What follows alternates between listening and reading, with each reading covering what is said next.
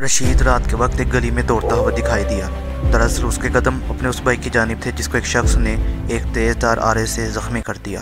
उसने अपने भाई को सहारा दिया और उसके जहन में पहला ख्याल जो आया वो था पुलिस स्टेशन की तरफ जाना। वो पुलिस स्टेशन की तरफ उसी हालत में डगमगाते कदम और लड़ते हुए जिस्म के साथ पहुंचा। जब वो वहां पहुंचा तो ना सिर्फ उसकी आंखों में इस वाक़े का दर्द और गम था बल्कि इंसाफ की तरफ उम्मीद थी और पहली पुकार थी। उसने तेज़ी से जाकर कहा कि इस वाक़े की FIR रिकॉर्ड की जाए। उसने सारा वाक़या कुर्सी पर बैठे SHO को बताया, लेकिन SHO ने अलगर्जी और नाअहली का इजहार करते हुए से बातों में उलझा दिया और उसकी FIR को रिकॉर्ड ना किया। दोस्तों याद रहे कि CRPC का सेक्शन 154 जो है वो FIR से डील करता है।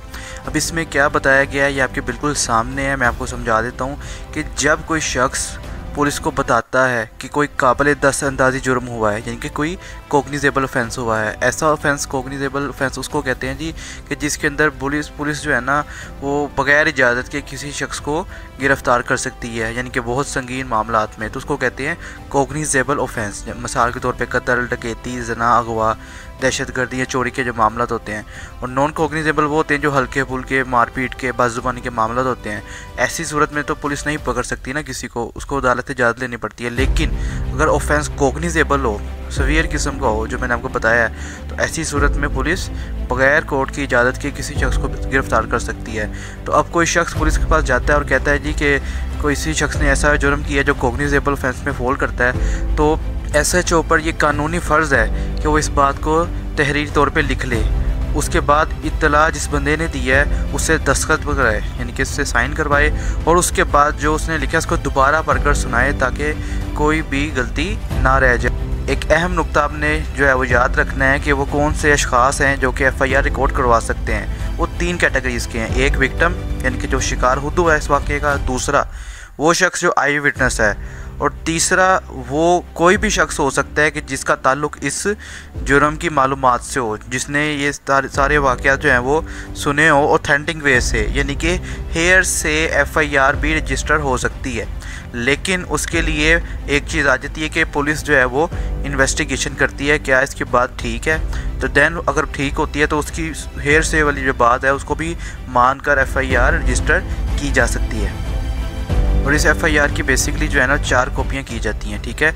एक पुलिस स्टेशन रिकॉर्ड में रहती है, एक मजिस्ट्रेट को भेज दी जाती है, एक जो है वो SP साहब को भेज दी जाती है या जो DSP हैं उनको भेज दी जाती है, और चौथी जो कॉपी होती है वो बेसिकली उस इन्फॉर्मेंट या कंप्लेनेंट को दी जाती है जिसने FIR रजिस्टर करवाई है। तो इस तरह 4 कॉपियाँ जो हैं वो डिस्ट्रीब्यूट की जाती हैं और FIR रजिस्टर हो जाती है। तो दोस्तों इससे हमें ये पता लगा कि FIR रिकॉर्ड करवाने वाले का ये राइट है कि जो पुलिस ऑफिसर है उसकी FIR को रजिस्टर करे। ये ऑप्शनल चीज़ नहीं है, ये उसका राइट है अगर वो FIR की इन्फॉर्मेशन वैलिड है।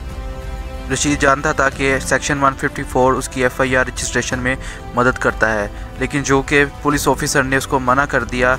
लेकिन वो मायूस ना हुआ और पुलिस स्टेशन से बाहर निकला, और उसके जहन में ये बात गूंजने लगी कि हर अंधेर के पीछे कानून एक रोशनी की तरह उभरता है। इसी सूरत में उसके जहन में आया कि पुलिस रूल्स एक्ट 1934 रूल 25 सब रूल 4 उसकी मदद करेगा। और एक उसके जहन में ये बात आई कि वो CRPC section 22A and 22B, जिसको 22 से 22B की एप्लीकेशन कहा जाता है, उसके ज़रिए सेशन जज या जस्टिस ऑफिस एप्लीकेशन लिखे और अपनी FIR को रिकॉर्ड करवा सके।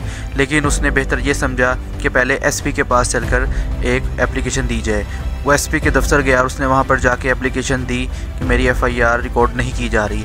SP साहब ने इसको देखा और फ़ौरन हुक्म दिया कि इसकी FIR को रजिस्टर किया जाए, और FIR रजिस्ट्रेशन के बाद पुलिस ने फौरी तौर पर इन्वेस्टिगेशन स्टार्ट की और मुजरिम पकड़े गए। जब रशीद के केस का फ़ैसला सुनाया गया तो वो सुरखरू था और कमरा अदालत में खड़ा था, क्योंकि उसको इंसाफ मिल चुका था और वो इसी दुरुस्त FIR की रजिस्ट्रेशन की वजह से मुमकिन हो सका था। दोस्तों इससे हमें ये बात मालूम हुई कि FIR किसी भी क्रिमिनल केस में हमारे लिए एक बुनियादी हिफाजती शील्ड का काम करती है, जो कि सेक्शन 154 के अंडर रजिस्टर की जाती है।